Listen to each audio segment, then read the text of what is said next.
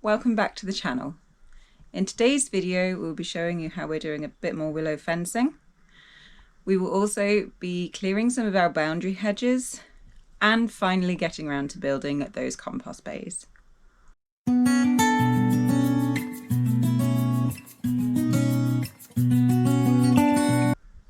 So we wanted to definitely do more willow fencing around the boundary.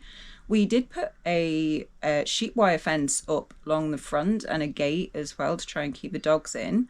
But it turns out with enough will that certainly our smaller dog Baggins will get through that sheep wire fencing. So Ross decided that he wanted to have a go at doing the willow fencing himself. I did some along the boundary in a previous video if you want to go back and check that out. But Ross wanted to try a slightly different technique that he'd seen online and so gave it a go along the front. We were hoping this would deter Baggins from going through the fencing, seeing that the spacing would be much smaller, and it seems to have worked since.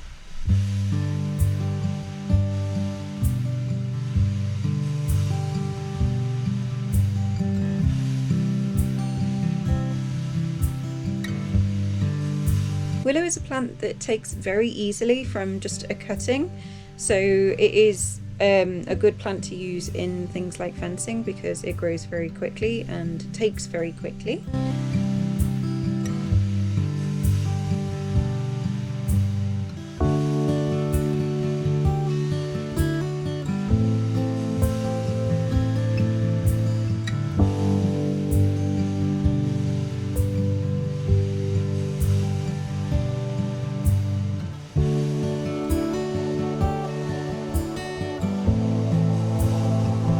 The technique that Ross was using here was supposed to be using two cuttings very close together that then came out in a V shape very close to the ground, but he seemed to struggle with different thicknesses of willow, so we have since learned that it's much easier to do a willow fence with material that is the same thickness.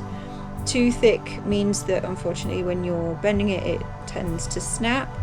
Willow that is not thick enough will tend to bend much more easily and kind of warp against the thicker stems. So having stems that are the same thickness throughout your fencing is much easier than trying to do a mixture of thick and thin ones.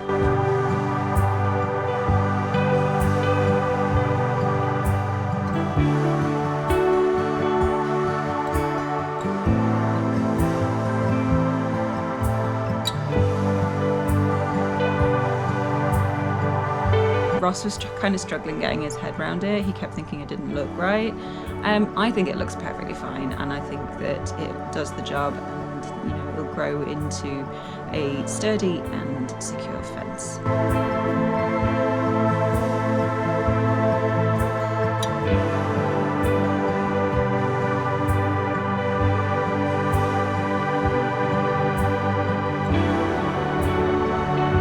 I absolutely love using willow. It's a resource that we grow ourselves, and so that means that it is free.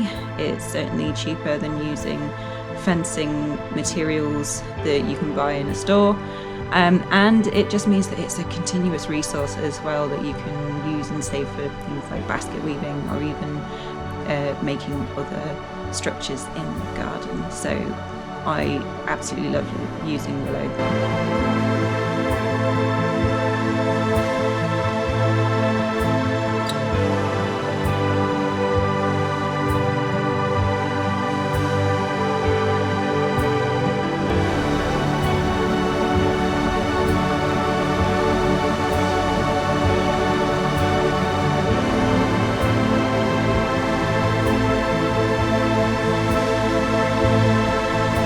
We are still very much just novices at using willow.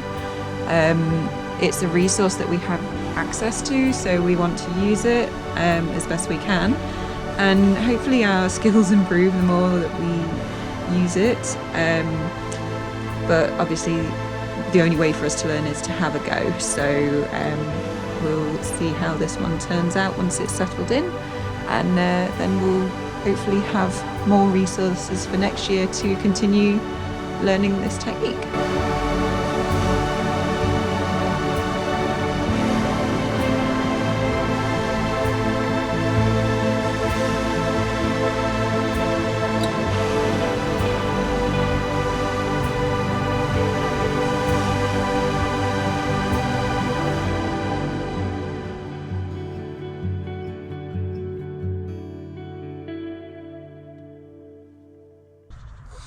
So I've just been trying to clear behind the caravan here because we are going to be cladding it in the hopefully near future. So we just wanted to clear the space down here. I'd kind of shoved in a lot of branches and sort of overgrown bits that we had cut down. So we've just cleared behind here, and we've just cleared another patch a bit further along the hedge line just to try and tidy up the edges, so when we start putting larger infrastructure things in like the polytunnel and the cladding on the caravan, we have plenty of space to actually access the areas around those things.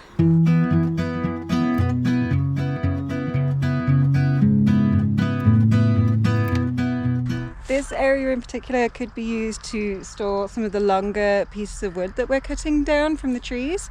We are potentially going to be turning them into sleepers or planked. We want to use them if we can, so we need to cut them to either 10 or 12 foot lengths, ready for a miller to come in to cut them down even further for us, but we need to make sure that they are easily accessible for him as well. So we're trying to do that and put them somewhere like this where we've just cleared, so that it's easy for the miller to get access to them.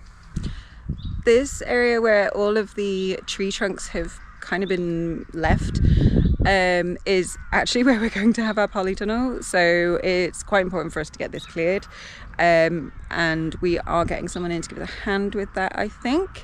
But yeah, roughly this sort of space is going to be where our polytunnel is. We want it north-south facing, as then the amount of sunlight in the polytunnel is quite even, and it also means that we're not narrowing the land by putting not only the caravan on one side but also the polytunnel along one side as well. So the idea was to have the polytunnel north-south facing to get the benefit of most of the sun, and to kind of square off the garden a little bit more, rather than having it turn into a bit of a corridor like our last garden was. We didn't really have much choice with that garden because that was the actual shape. It was long and narrow. This is more of a square space, but if we start putting things along one edge, it does narrow it, so we didn't want to repeat that. So we'll hopefully get all of the timber here moved eventually and ready for the polytunnel to be put in place.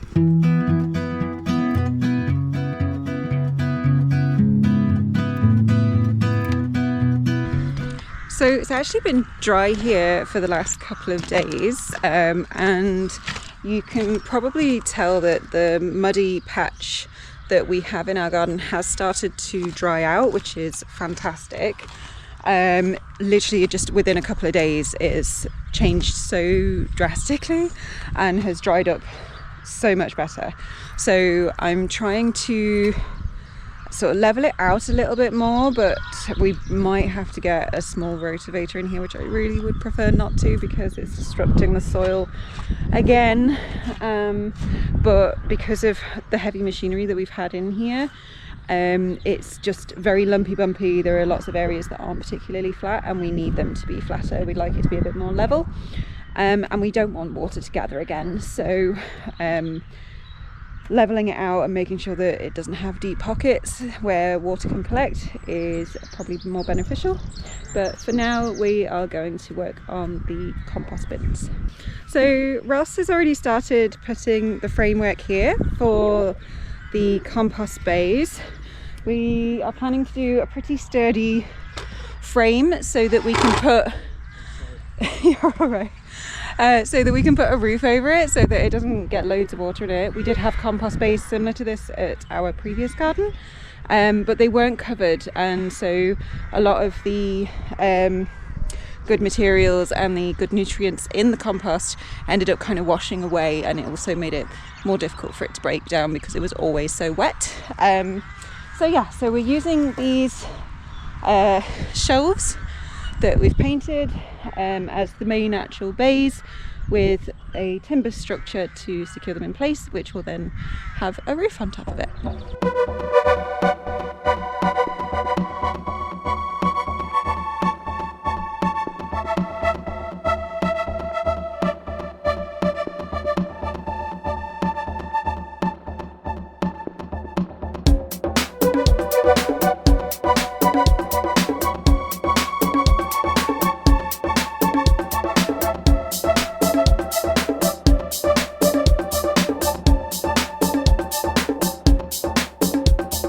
What I keep calling shelving here is actually pallet racking.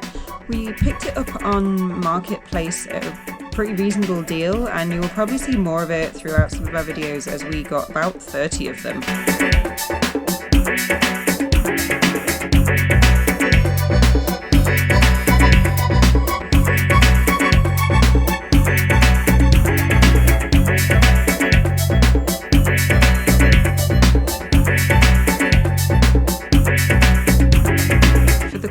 Posts we used 4x4 timbers, and for the cross beams we used some 2x4s.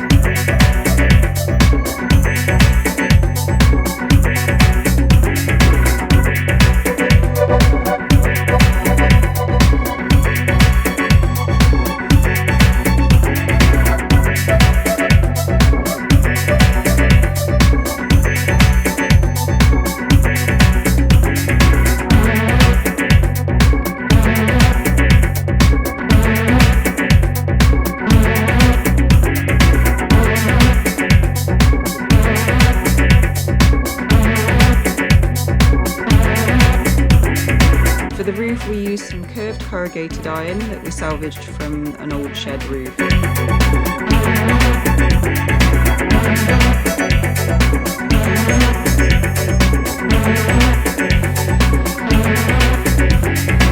Because of the position that we chose to have these compost bays, we knew we wanted them to be off to the side of our garden. We didn't want them kind of plonked in the middle, so along this side was ideal.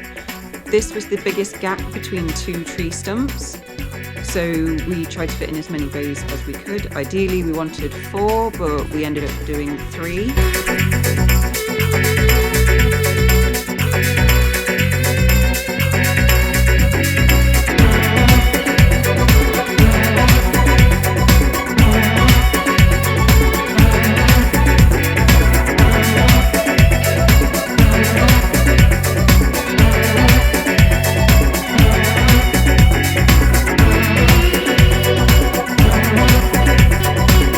Issue with this particular position was the amount of ivy roots that we were having to contend with. There's ivy absolutely everywhere on this land, so we were having to pull out quite a lot of ivy, and the roots from the actual tree stumps themselves were a bit of an issue as well. We had to dig a couple of those out and cut them out to make sure that the pallet racking sat flat, so that we could secure it to the timber.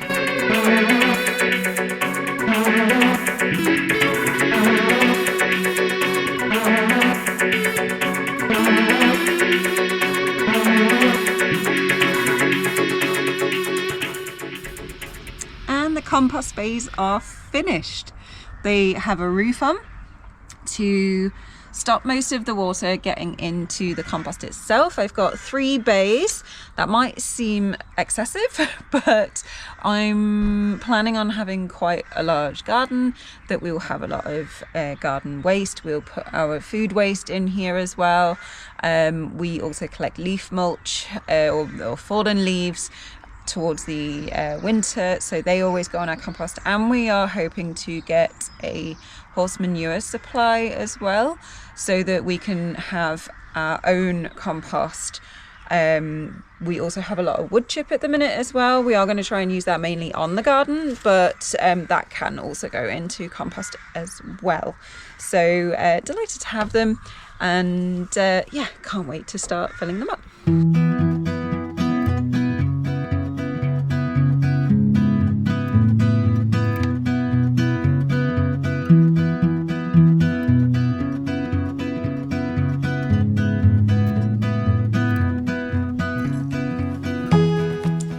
That's it for this week. We're delighted to have our compost space finally built. It means that we can start using them straight away. We've got somewhere to throw our food waste, and that we can start clearing some of the scrappy bits on the land, and hopefully chipping some of the bits of garden waste that we want to put in there and start building up our compost reserve.